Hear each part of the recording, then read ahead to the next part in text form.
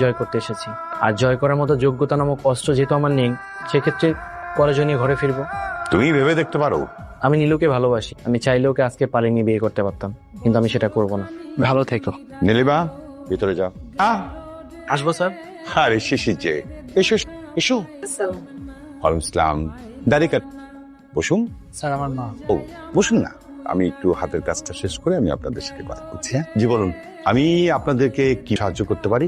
ভাই সাহেব, আসলে আমি আপনার কাছে এসেছি আমার ছেলের জন্য আপনার মেয়েকে চাইতে। দেখুন, এই ব্যাপারে আমি আগে থেকে শিরকে জানিয়ে দিয়েছি। আমি আমার মেয়ের জন্য শিরকে যোগ্য মনে করছি না। যোগ্যতা কি শুধু বাড়ি আর টাকা পয়সা দিয়ে হয়? ওদের ভালোবাসার কোনো মূল্য নেই? দেখুন, আবেগ দিয়ে তো আর জীবন চলে না। স্যার আপনি আমাকে একটা সুযোগ দিন। আমি নীলিমাকে অনেক ভালো রাখবো। দেখুন, এসব ফালতু আলোচনায় আপনারা কিন্তু আমার মূল্যবান সময়টাকে নষ্ট করছেন।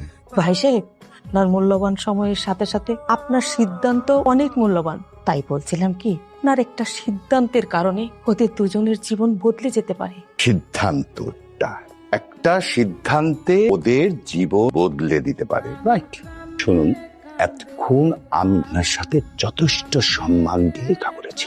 আমি কিন্তু আপনাকে অসম্মান করতে চাইনি। সম্মান থাকতে থাকতে আপনি বিদায় হন। তোমাকে আর কোনো কথা বলতে হবে না। আমি আগেই বলেছিলাম ওনার মন গলবে না, কোনো লাভ হবে না মা। কিন্তু মা, এই শহরে টাকায় সব থেকে বড় যোগ্যতা। ভালোবাসা ঠুনকো আবেগ মাত্র। মা তুমি একটু বাইরে অপেক্ষা করো, আমি আসতেছি। স্যার আমাকে ভিখারি বলুন, সম্মান আঘাত লাগুক, তবুও ভিক্ষা চাই। নীলিমাকে না দিন, নিজেকে প্রমাণ করার একটা সুযোগ দিন। সুযোগ, সময়। তুমি আমার কাছে সময় চাচ্ছ। ডেফিনেটলি একটা সময় তো দেওয়াই যেতে পারে। সামনের মাসে 14 তারিখ নীলিমার বিয়ে। এই অবধি তোমাকে সময় দেওয়া যেতে পারে। আমি দেখতে চাই এই কয়েকটা দিনের মধ্যে তুমি আমার মেয়ের যোগ্য কিনা। সেটা কিভাবে প্রমাণ করবে সেটা তোমার ব্যাপার। দেখাও, প্রমাণ করে দেখাও এই কয়েকটা দিনের মধ্যে। আপনার যে অবস্থান আর যোগ্যতা সেটা তৈরি করতে আপনার লেগেছে 18 বছর, আর আপনি আমাকে মাত্র 18 দিন।